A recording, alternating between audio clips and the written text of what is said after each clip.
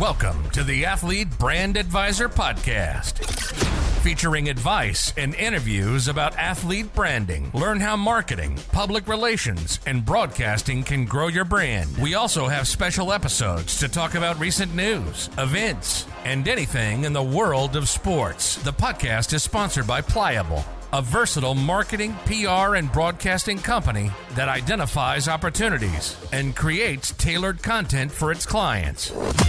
Now it's time to roll. Here's your host, Greg Lynn. Thank you very much and welcome inside the Athlete Brand Advisor Podcast for another great episode. Glad you're with us here today. I want to welcome in our guest who's going to be on this episode. It's Dr. Lashbrook, and we'll talk about his bio in a minute. But in this episode, we're going to talk about athlete opportunities. And that can mean everything from being a sports agent to continuing on and playing in the NFL. And there's a lot to talk about when we unpack this. So again, I want to welcome in our guest today is Dr. Lynn Lashbrook. He is an American sports agent and educator. He is also currently an NFL certified contract advisor who has represented over 150 NFL football players throughout his career, including Kansas City Chiefs quarterback Matt Moore. And he is also a former college athletic director and sports agent. So he provides a really unique perspective for everything that we've been talking about related to athlete branding. So with that being said, Dr. Lashbrook, welcome inside the Athlete Brand Advisor Podcast. Thanks, Greg. That bio kind of makes you look old, makes me look old, but you know what? I'm 73 and I'm like a bottle of wine. I like where I'm at today. And I think I want to welcome everybody. It's a 2.0 revolution in sports. Greg, I'll back up. You can interrupt anytime. I'll give a short version. Growing up in Kansas City and passionate about baseball, and then of course the Kansas City Chiefs, and walked on. I didn't have an opportunity, but my senior year in high school, smallest guy, but I ended up walking on and getting a scholarship after the first game. I'm very blessed and graduated in 4 years. And back in 1970, there was only phys ed and it was all amateur athletics, if I may. So I went to Springfield College in Massachusetts, got my master's, but I also saw the global networking of what Springfield had done and what the birthplace of basketball had spread. And I probably was very intrigued by that, even though it was physical education and health. And then I decided if I could get that doctorate, I could get hired back at my alma mater. So I set out a 3-year plan. And so the next plan was to volunteer coach and teach in the daytime substitute and take night classes. There's no internet. And so 2 years later, I had a doctorate completed in kinesiology in Northern Colorado. And just driving through, happened to be one of the professors left first semester, supposedly to get his doctorate completed. And they asked me to come in and teach physiology, kinesiology, adaptive PE, elements of health, track, which I never ran, coaching track, and I wanted, and football and golf. Of course, I never played golf, but it was crazy and it was only a temporary. But that person didn't come back. I ended up staying, finished my doctorate, and was a tenured professor. So leaving to go to college athletics, which was Missouri, academic advisor compliance in those days, I really was in I drank the Kool-Aid of student athlete concept and graduation rate, and I loved it, grew up in it, benefited from it. And so I stayed on that concept, and then I moved over to be an athletic director at Southern Illinois University, Edwardsville, 3 years, commuter campus, but we still had fun. But I wanted a bigger, better, and I went to University of Alaska in Fairbanks. And ironically, that was when the wall went down in Germany, and we started an exchange in Russia, and had some very fine exchange with student athletes, and we had a great 5 years up there. That's 20 years, but I wanted to watch my son play high school ball, and I turned down the Western Michigan job, went to my friend Jim Steiner, happened to be Jerry Rice's agent, talked him into letting me be an agent, and I hit the ground with relationships, which is 90% of the business. And fast forward, I moved out to start my life over in Portland, Oregon. Started teaching at Oregon State. The Jerry Maguire movie came out, and the internet was really exploding, as well as Blackboard and online education. And I fell in love with the potential you could educate the world through an internet. And that's really the course that we started with, is athlete management. And now we have 35 courses, over 130 or 30,000 alums from 163 different countries. I'm very proud of that. But saying all that, the Supreme Court ruling, which is one of the reasons our audience is here, the name, image, and likeness. I saw it coming as an agent, but I also saw my nervousness about it, like everybody else.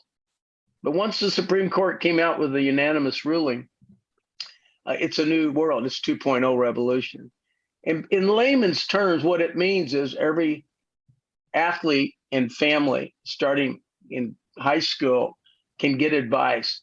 And NIL is part of the life, whether it's swimming, whether it's cheerleading, whether it's football. Every individual is a star back in their high school and family. So starting with that, the rules have just changed where the opportunity for almost anybody. I compare it to Uber.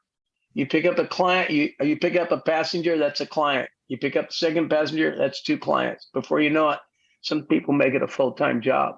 And our goal with our online course is teach the nuances and the ongoing Zoom chat and mentor. But the business is 90% relationship. So the branding starts with a relationship. I don't think it's rocket science. I think it's a new wild, wild west. I'll let you go from there, but that was the fast forward of a unique background, accepting the changing tea leaves of the world and embracing it, and let's go. Yeah, absolutely. And I love what you've done with sports management worldwide. Obviously, in 1993, like you said, joining with Jim Steiner, I thought that was really interesting that you obviously had worked with him in the sports management group, and then you started obviously kind of your own, which became Sports Management Worldwide. And now you've grown this so much so quickly. As you say, you become an entrepreneur. Talk about all of the opportunities you've been able to develop, because I think a lot of people might think of it as the traditional way that you're, working to help people become an agent. Yeah. That's what it was originally. But how fast and what else have you done that you're really proud of? Well, I'm most proud of the 8-week concept. Our price points are extremely affordable. Number one, we're very universal. Sports is universal.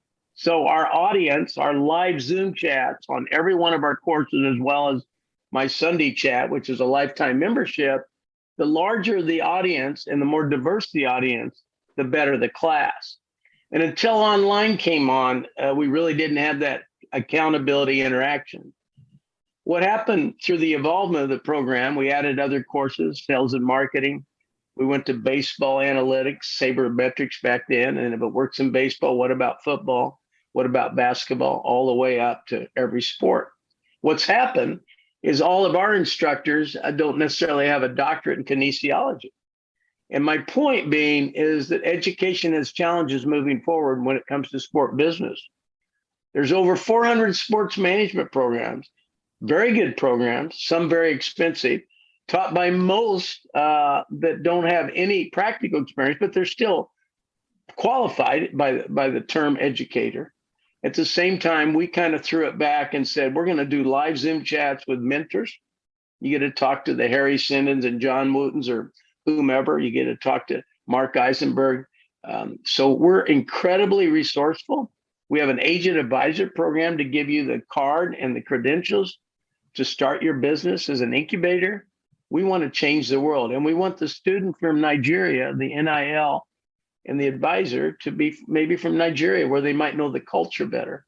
Yep. And then the other piece, besides our informational interviews that are giving you a chance, anybody a chance to expand their Rolodex through our Rolodex. And that's kind of where I think. And then the other, probably the outcome that I'm most proud of, that we don't market in a sense because we don't need to, it is what it is. Access to opportunity democratizes diversity. And I think we're the most diversified sports company in the world until proven wrong. That means race, gender, culture, geography. We're there. And we're going to be, and we're going to keep winning that battle. And our alums come back and take more than one course. We keep adding courses as the tea leaves change. And you're a good very NIL. I'm still proud of what you're doing, but we have so many great stories. And we're here to mentor and partner. We're not here to own, tie you up, and see how many more courses we can sell. It's a very exciting company. And I love doing these Zoom chats because I think the story still needs to be told. Absolutely. And I'm so glad you bring up NIL a lot. Obviously, I am enrolled in the name, image, and likeness course. Really excited about the opportunity for, as you said, this is now going to start, much earlier for these student athletes to get in the game. Obviously, April 6th was National Student Athlete Day. That was also the same day that we launched Kalen Bork's brand at kalenbork.com. And there's going to be a lot more athletes that are going to have this opportunity. I see it a lot right now with athletes where I'll reach out and I'll start the conversation. They've either done something online, maybe they've done a video, maybe they're selling, t-shirts, which they now have an opportunity to do. But what do you think that these athletes should be thinking about, related to NIL before they, start to just dive head first? So backing up, being a good citizen and understand you can market your performance off the field throws another responsibility. I think it's going to make a student athlete more mature more quickly and learning business. So as I worry about, quote, the student athlete, I actually call them athlete student, and I don't mean that derogatory. I just think there's a new emphasis. We're pretty hypocritical on eligibility and finding the friendly courses to go with that. And all my colleagues would somewhat agree with that. So now we're focused on, I'm here, I can't play forever, I can grow a business and rely. Many people will always be a star in their hometown. I think the number one story I have is my Kansas Jayhawks upset Texas, and the last play of the game, a viral on the fourth overtime, a player that's never played went in and caught the 2-point conversion to win the game, biggest upset in 100 years. 3 days later, Appleby had him on a commercial. And that's an example. It can happen. It can happen in your story with the cheerleader. Same idea. It's spontaneous. The most important thing to remember is corporate America, just like the taxis, couldn't keep up with the requests. And that's why Uber is so powerful. We think Sports Management Worldwide's footprint and opportunity, every individual, what you have over everybody else in the world is your location and your story. Starting with that is not a real qualifier. And if you learn the nuances through us and we mentor you, that's how you become a business person, whether you quit your day job. We're not asking you to quit your day job. We're not guaranteeing anything but an opportunity. And that's kind of the business model. That's the revolution, I think. I think we're kind of the Uber of higher ed. I think we're the Uber of sports world. I may be wrong, but we're only as good as the people in the room. And you're a great example of you and colleagues in there that you are also inspired by. And so we feed off each other. And we at Sports Management Worldwide, with our remarkable staff and our 50 faculty all over the world, we're just one piece of it. The whole mechanism and opportunity to come into this club, if I may forever, is pretty exciting. So I think people have an opportunity to monetize their passion.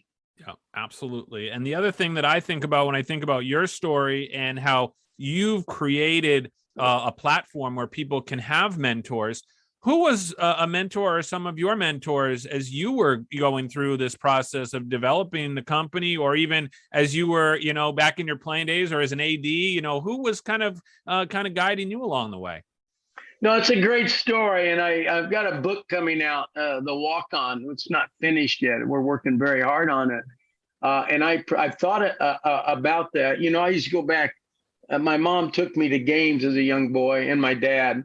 So I got the influence of sports. I thought I had a great high school experience. In college, I think the coach that took a chance on me because I caught a fumble, and he became my colleague and mentor. My Fort Hays experience in general was a first mentor I'd mentioned besides my family. And then I would have to say, so fortunate at University of Missouri, a retired lady now, but it was a lady way ahead of her time, was my supervisor at Missouri. And that was a big time program. And I think Jean Sarah, a very successful, but she taught me the professionalism. You can still go big time athletics and be ethical. I always had the ethical compass, but right. You get strained a little bit when you get into that big time. It's a big world. It's a big business, not Fort Hays. So I think that I will always appreciate in the agent side, Jim Steiner, a very successful agent. He had Jerry Rice, but Jim allowed me in. Most agents weren't letting anybody in. And he gave me a chance, was a great mentor, did it ethically, did it with his own personality. He didn't try to be something he's not.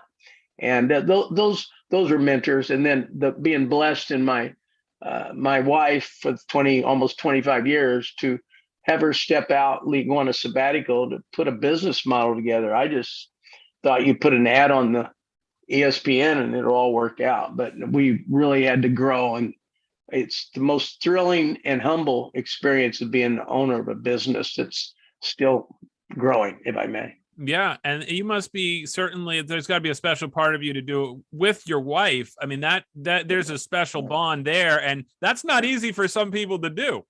No, and we talk about it. I say we don't want to talk business at 10 o'clock at night. Yeah. I will also say to you, in the sports world, and I've actually met all three of these people that I think had a huge influence on my entrepreneurial mentorship. Of course, Phil Knight, who I met, and founder of Nike. I think his story is unbelievable, and I have so much admiration for him. He revolutionized the sports world. I grew up with a man who came to Kansas City, Lamar Hunt, and later became the name of the Super Bowl and the founder of the American Football League.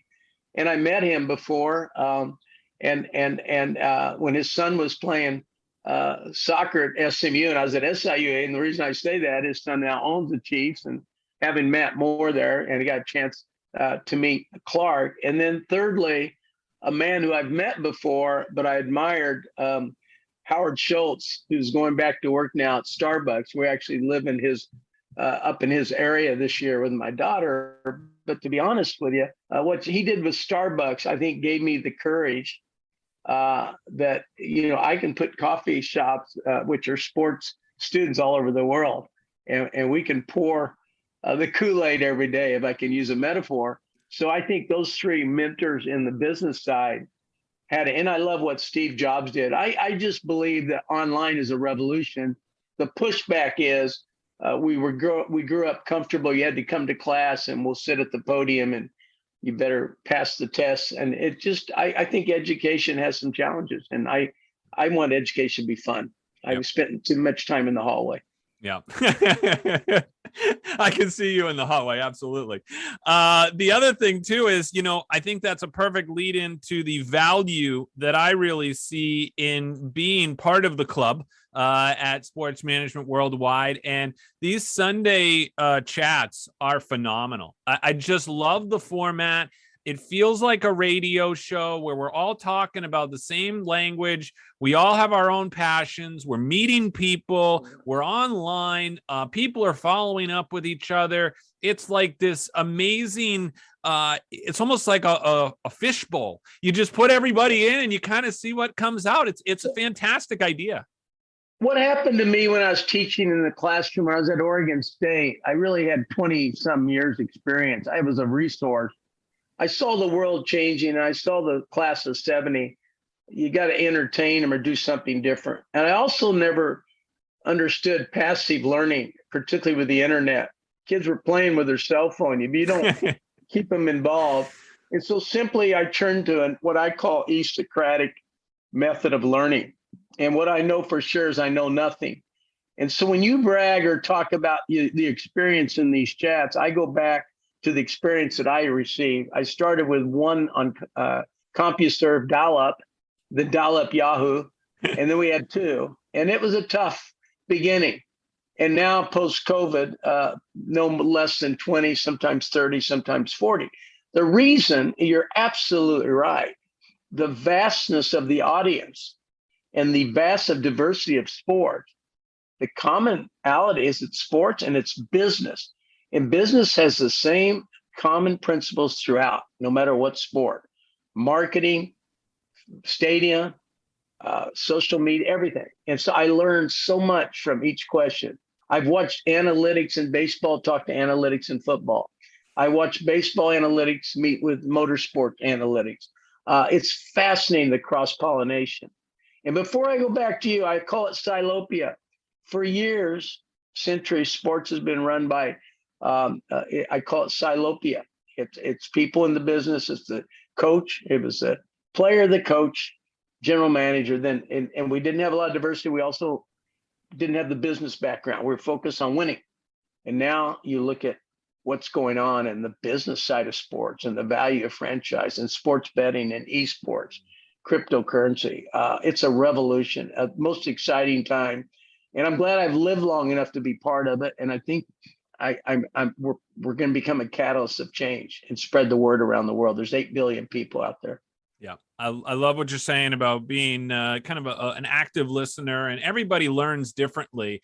And I embrace the fact that when I do presentations at high schools and colleges across the country about athlete branding, I say, take out your phone. I say, get on your phone right now. You want to take pictures? You want to tweet about what I'm saying? Go for it, because I know you're going to be more engaged than if you're sitting here and wondering what's going on with that cell phone in your pocket and if you should be paying attention to it, because I want my presentation to be much more entertaining than whatever else you got going on today. It's so true. And I remember thinking, what I would have done in high school if I had a phone. I would have been on the whole time. So why would I tell them? At first, when the cell phone came to the classroom, I said, put it down. You thought and then you realize, and I remember an old buddy of mine said, we need to take the cell phones away when they come to the conference. I said, no, what? That you can't win that. And so like you, I've embraced it. But back to the Zoom chats, they're thrilling. The quality of questions, and if I don't listen to their questions, I can't grow. And obviously we can't grow. We have to know what's on their mind. And we try to keep it above sports, who's going to win. That's why we have the chat room. I take pride in the fact you can write notes in my class. I take pride in the fact you can drink a beer in my class. Of course, now we say no mask, bring a flask. But the point is, we're not having fun. We have a bottle of wine, glass of wine when we're reading a book, or watching a movie. Why wouldn't we? Why wouldn't education be as exciting as going? That's why we call our classroom e-arena, and it's no accident. I thought long and hard. I don't want this to be Blackboard or WebCT. I want it to be something exciting. And I think you would agree. People come with an attitude and they're having fun while they do it. They are. It's a great atmosphere. You've created a great e-arena there, and I love it. So I also wanted to talk about the pandemic, because of course we talk about 2.0. We talk about the way this world has changed. We talk about the way that sports has changed. I'd love to get your thoughts. When you look at the pandemic, can you think of one of the probably many ways that you as a company or you personally adapted, and as I like to say, maybe became more pliable in the way you do business? Well, no pun intended with the sponsored company there with you. But I will say this, it's a very good word. I think COVID hit like everybody, and remote working was the first step. And now we still have our office, and we have a couple superstars that come in every day. We do ship books every day, and there's things that need to be, and I go into the office, but the rest are around the world. And we're not coming back. We have nice Zoom chats. We have a great staff. Thank goodness. I think we had a chance to get to know each other. I won't argue that. The other thing I noticed is that Zoom allowed us to keep going and so education converted to 98% Zoom. And those are summer traditions are trying to go back. I think it's here to stay, like Uber. You're not going to drop Uber and go back to the taxi. It's just not going to happen. So saying all that, we benefited. We had more students, more college students than ever before enroll in our courses because, well, if it's online, they might as well take an online course from us. So that was a major breakthrough, and that's sustainable. Even though we're putting the mask down and going back, I'm not threatened by that. Our price point allowed us to keep going. And I think we're much better. I will say this, that COVID, thank God we had sports. Thank God we had those empty stadiums. We had something. And to be honest with you, if you look at the tragedy in Ukraine and you look at the empowerment, I've always said sports is a weapon of mass construction. And by that, I've always meant it's a powerful tool. And we're using it right now in part of the boycott and sanctions. And we're not even allowing the Russian people to participate in the Boston Marathon. Yep. It's not their fault, but it's ways for 90% of the world trying to say, look, this is not tolerable. Sports is playing a part in that I think sports is so important to the world, not only raising a family, what Title IX has done for the women, the diversity issue, we're right there in the middle of it and helping it. It's a tough time. And I think sports is really a savior. It's a synonymous to peace. And I think we're blessed in the business of sports. And what an exciting time. Adding sports betting, you can't ignore it. It's here to stay. And this is a revolution of opportunity. It's a It's a sport business, $1 trillion business, and it'll be $2 trillion in my lifetime. Yeah. It's incredible. I feel so blessed to be a part of it in this moment and in this time period because, Title IX, I'm glad you brought that up. Obviously, this year being the 50th anniversary, we're going to be rewriting history books, especially, I strongly believe, I have Mission E50, which is to increase the popularity of women's sports. And I strongly believe that name, image, and likeness is going to be the next big thing that changes the popularity of women's sports, because these athletes are now going to have a platform to share their experiences and make themselves more marketable. And I think you'd agree with me, people and corporations and businesses are already starting to notice. Everybody's trying to figure it out, Adidas included, and it's still finding its way home, not home, but it's an exciting, dynamic time. You must add the 8 billion people around the world. You must add that the NFL is going to Europe and other places, and the NBA in Africa. So the revolution is not just the traditional marketplaces. I watch every one of my Kansas City Royals games on my phone. It's a different world. It's an exciting world. NIL is sustainable for the athlete that retires, whether they retire after college. The backup quarterback has NIL potential. How they handle their business, their body is their business, is what I've always said. You're the CEO of your body and of your life. And so you're an entrepreneur as an athlete. I don't care if you're Division 1, 2, or 3. Makes them remember everybody's a star in their family and they're a star in their high school. And so you're absolutely right. This is an exciting time for NIL. And the creative juices coming from the masses is so important. And corporate America can't say we're ahead of the game. We're not. We're kind of an Amazon Uber. We took a vision. We may have been there first. We'll have plenty of competition, but it's nice to build a 25-year foundation. And that gives us a lot of momentum and wind to our backs, if I may. Absolutely. And I'm really excited to be able to work with athletes and give them this guidance. When I got into this and started my own company with Pliable, I started to realize that all of the skills and tools that I've used over the last 20 years in marketing, PR, and broadcasting are so applicable to all these athletes that might not have yet any idea about the world that's out there. And through my work, I've created this 10-step athlete branding playbook, which gives them a guide to success and gives them the skills and tools so that they don't just jump in and all of a sudden they make a mistake. And I think it's so important that education, this all, as we said, it gets back to education. And I think that we are really together, and with the work that you're doing, empowering these athletes to go on and do big things. Well, thank you for saying that. And I to be honest with you, the access to asynchronous learning with live learning is a secret sauce. And I always ask people, do you like to get paid for your passion? Some very successful people take courses from us because it works and they can do something part-time. Someday they may want to transition. And that's the beauty of just giving people an introduction to the business world. It used to be if you didn't play the game or your father or mother didn't own a team, you really couldn't work in sports. Or if you weren't a great college athlete, you got to and now we have our masters and we have our undergrad and Fort Hays will be making a big announcement. I'll just share with you that all our courses can be taken for college credit. Wow. 3 of our courses can be electives in a master's program.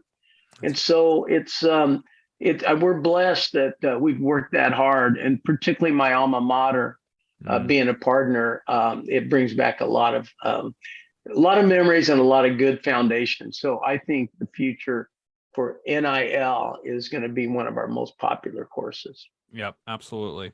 So as people learn more about you and they learn all these wonderful things that you're doing, what are some of the ways that people can learn more about sports management worldwide, get in touch with you and all of your wonderful staff? Well, I think just SMWW.com. I really believe you come to the website, you navigate. There's even a button. If you just want to chat, I call back every phone call. You do. I am going to absolutely vouch for you in the fact that you can click a button and get in touch with you. I thought that was absolutely amazing. Well, I just believe that we're in a revolution. And if I'm going to lead a company, I got to be grounded into the day. And the day is the more people I talk to, new potential students or existing or former students, it makes no difference. It's a way for me to grow and not just be somebody that says, oh, look at me. And so that's the beauty of it. And I think everybody, at least if they're curious, at least study it, look at it, fill out a newsletter thing, just get to know us, but we don't push. Some people take 5 years before they take a course. It's one of the reasons for the book is try to explain who we are. We're not just a website with a web of people. We're something, a bunch of people around the world that are passionate, and that makes it special. And if it wasn't for all the students, we wouldn't really be having, our company wouldn't have grown. So we're growing because of referrals, not because we market the heck out of it. Yeah. And I think that word passion is so important. It's actually one of the 3 P's that I talk about when it comes to athlete branding as well, is you've got to have the potential, and you also really have to have the personality, and then you also have to have that passion. And those are the 3 things. So I think that's a great point that you make about passion. No, Greg, you're an example of a success story, and we look forward to staying in touch and your contribution. And we might be interested in some of your resources, because we can't grow our courses if we don't get better every time. I also noticed in this revolution of NIL, and there are some limitations to the foreign student for a moment, but the God-given talent, 8 billion people, and the cross-pollination of sports like football going to India, cricket coming to America, rugby, whatever. If you look at that vast, there's a player in Africa that's 240 pounds, very good athlete, plays some soccer, but probably would be a pretty good offensive lineman, for example. We haven't even got to that point. We're finding out with baseball in Japan and South America and Venezuela, et cetera. So think about the growth as the game grows and the eSports grows, that you'll get an eSports game in India, but then you're playing, then your father buys you a jersey. Next thing you do is you get a basketball, and the next thing is you get a goal. When we grew up, it was you got the ball and glove, played catch. Hey, I want to take you to a game. Then there's television. So I think we're in a revolution there. And I think I call ourselves global. We're a global company, but I think go global or go home is my theme, because I don't think you can look at your player in the backyard and say they're not capable of being a global. Many athletes don't make the NBA, play in Europe, et cetera. Well, that's what we're seeing right now is a cross-pollination, which takes 8 billion people. It takes an internet company that has people all over the world. You can't do it from headquarters in America. Yeah, and absolutely. And you do a great job doing it. So that's going to wrap up this episode of the Athlete Brand Advisor podcast. I'm your host, Greg Glynn. I want to thank Dr. Lashbrook for your time today. You're an awesome guest, and I really value all the work that you do around the country and around the world globally. Well, we admire what you're doing and look forward to talking to you again. Thank you so much, Greg. All right, everybody. I'm Greg Glynn. We're glad you could tune in, and stay pliable, my friends. Thanks for listening to the Athlete Brand Advisor podcast. Be sure to check out the show notes from today's episode and catch up on recent episodes at pliablemarketing.com. We also encourage you to share topics and guest ideas by emailing our production staff at pliablemarketing@gmail.com. We love hearing from our loyal listeners and athletes who want to grow their brand. So jump in and be part of the podcast, because that's how we roll.